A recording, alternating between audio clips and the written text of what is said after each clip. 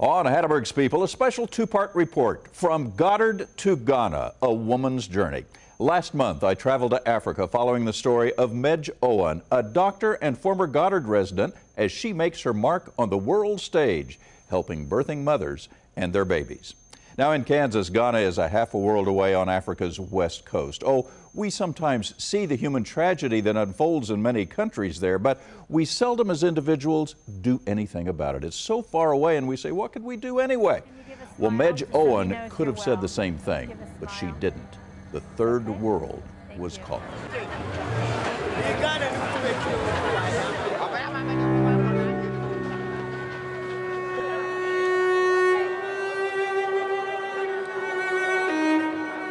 I bring people together for the common good of humanity.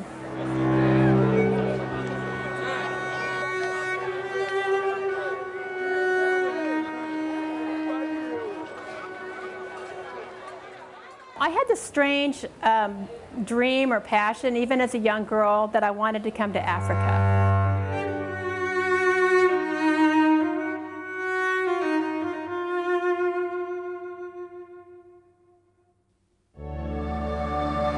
Goddard, Kansas is a long way from Ghana, West Africa. I'm a Kansas girl through and through.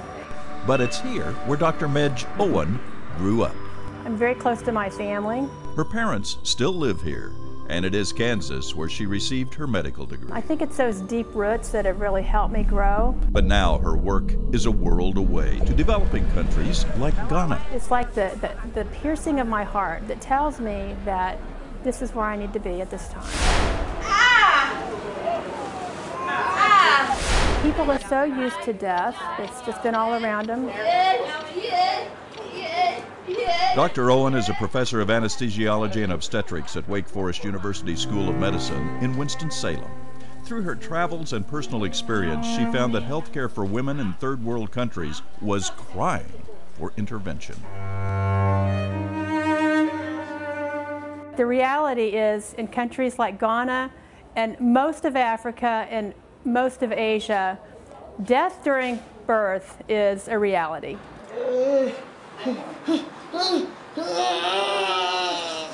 For example, in Ghana, culturally, women are given no spinal blocks to help ease the pain of childbirth. And statistics for birthing mothers are sobering.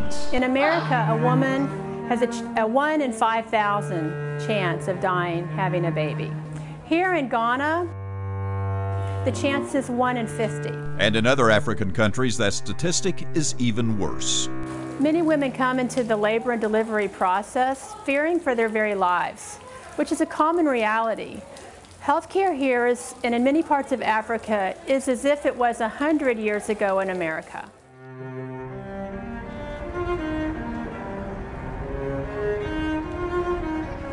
Some of what we're doing here is like we're embarking on a project to outer space, just because the cultures in medicine and cultures are so different.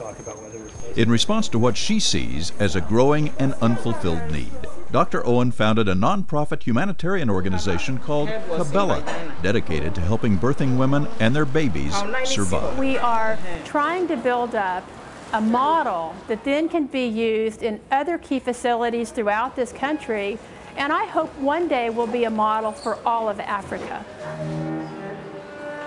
This maternity ward's small room will have 6 to 8 mothers giving birth in the same room at the same time, most attended by midwives.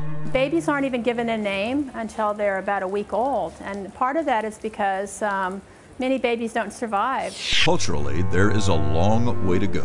Mothers who have given birth breastfeed on the floor because of the lack of beds.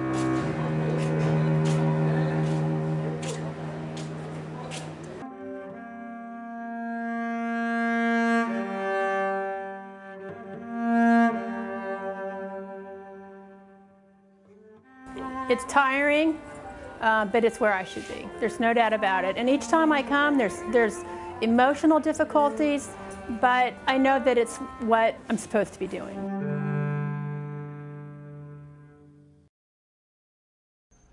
Last night, we began our special Hatteberg's People report from Goddard to Ghana, a woman's journey. And I told you about Dr. Medj Owen, who grew up in Goddard but now works on the world stage in third world countries, helping birthing mothers and their babies have a chance at life. She formed an organization called KABELA that sends in neonatal specialists who teach local doctors and midwives how to save lives during the birthing process. In Ghana, 1 in 50 mothers die at birth compared to 1 in 5,000 in the U.S. Tonight, we take you to a hospital in Ghana where Dr. Owen assembled a team to teach life-saving techniques. And it's working in a country where life is so basic.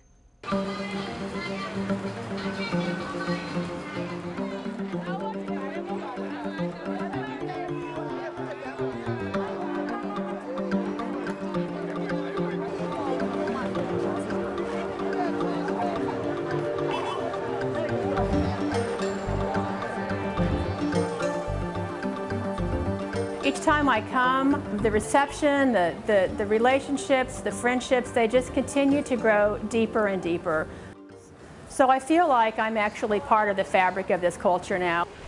In Accra, the capital of Ghana, Ridge Hospital is a busy urban health center. But it's not like its counterparts in America. Healthcare American style is only a dream here. It's tiring, but it's where I should be.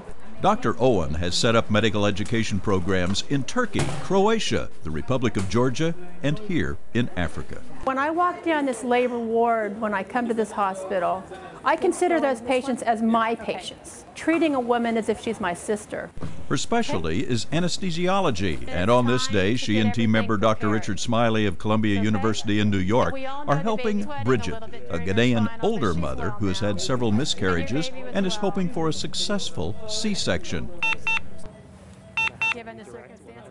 Women know people that have died giving birth. In fact, many of them are afraid to come to the hospital because they're afraid they won't come out. The KABELA team works with the local Ghanaian surgeons to help Bridget's dream of a successful birth come true. You have a baby girl, okay? They'll bring your baby right here. So this baby's really meaningful for her. This is your baby. While the surgical area almost met Western standards, much of the rest of the hospital doesn't. No air conditioning despite the African heat, not many places to wash your hands or flush a toilet. Water is hauled in and placed in tanks. Food is prepared outside. We were told that's because the kitchen is being renovated. The hospital canteen is also outside, as are vendors with fresh fruit.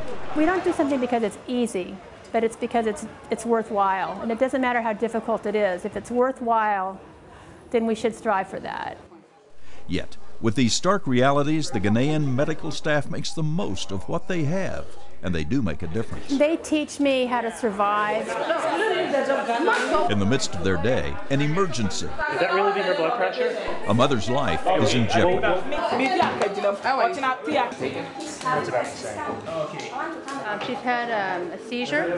The KABELA team assists the Ghanaian doctors. It's touch and go, and her odds aren't good. No one expects her to survive the day. Yet, 5 days later, this woman walked out of the hospital. It's a small success for the KABELA team. Progress is slow in Ghana, but it's steady. We have to empower the people locally to be able to bring it up from within themselves. And that's the only way we'll have any sustained improvements in healthcare.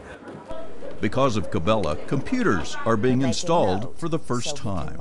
Nurses and midwives are being trained in life-saving techniques for newborns. New sonogram techniques are introduced.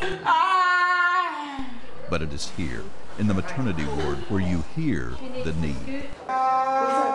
From all the patients that we provide pain relief to, they are amazingly grateful. But we feel that it is a basic human right to provide a suffering human with some degree of pain relief.